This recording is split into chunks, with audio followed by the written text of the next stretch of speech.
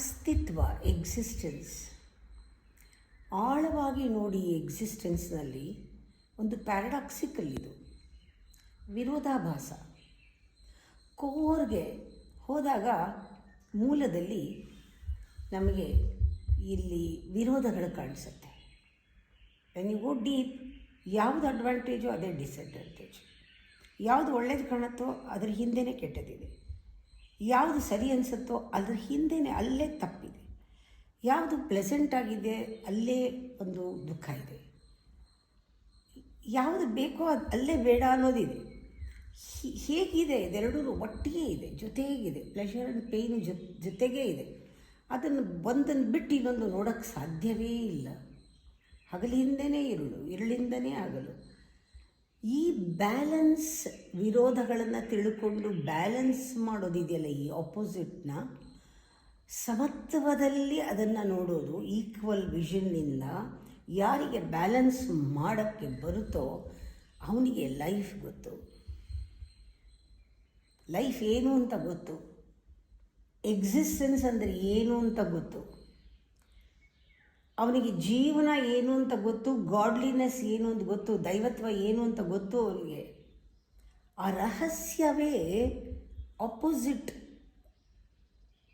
ಬೆಲೆ ತಿಳ್ಕೊಳ್ಳೋದು, ಬ್ಯಾಲೆನ್ಸ್ ತಿಳ್ಕೊಳ್ಳೋದು. ಅದಕ್ಕೆ ತಾನೇ ಯೋಗ ಈಸ್ ಬ್ಯಾಲೆನ್ಸ್ ಅಂದರು. ಎಕ್ಸಿಸ್ಟೆನ್ಸ್, ಅಸ್ತಿತ್ವ ಒಂದು ನಿಗೂಢ. ಉತ್ತರ ಹುಡುಕ್ತಾ ಹೋಗ್ತೀವಿ, ಕೊನೆಯಲ್ಲಿ ಅಂತಿಮ ಪ್ರಶ್ನೆಗೆ ಉತ್ತರ ಕೊಡೋಕ್ಕಾಗಲ್ಲ. ಆದರೆ ದೂರ ಇಲ್ಲ, ಉತ್ತರ ಹತ್ತಿರ ಇದೆ.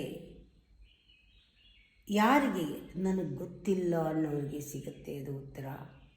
ನಿಜವಾಗ್ಲೂ ನನಗೇನೂ ಗೊತ್ತಿಲ್ಲ, ದ್ವಂದ್ವವನ್ನು ತಿಳ್ಕೊಳ್ತಾ ನಮಗೆ ಅದು ಗೊತ್ತಾಗ್ತಾ ಹೋಗುತ್ತೆ. ನನಗೇನೂ ಗೊತ್ತಿಲ್ಲ ಅನ್ನೋನು ಈ ಹಿಸ್ಟ್ರಿನಲ್ಲೇ, ಪ್ರಪಂಚದಲ್ಲೇ ಇಲ್ಲ. ತುಂಬ ತಾಕತ್ತು ಬೇಕು, ಧೈರ್ಯ ಬೇಕು. ನನಗೇನೂ ಗೊತ್ತಿಲ್ಲ ಅಂತ ಬರೀ ಬಾಯಿನಲ್ಲಿ ಹೇಳೋದಲ್ಲ, ಆ ಸ್ಟೇಟಲ್ಲಿ ನಿಂತು ಬಿಡಬೇಕು. I am zero. That very moment you are hero. You are completely empty. The very moment you are fulfilled. Full ಶೂನ್ಯದ ಅನುಭವವೇ ಪೂರ್ಣತ್ವ. ಫುಲ್ಫಿಲ್ಮೆಂಟ್. ಅದು ಉತ್ತರ ಕೊಡೋಕ್ಕಾಗಲ್ಲ, ಸಿಗತ್ತೆ, ಹತ್ತಿರ ಇದೆ.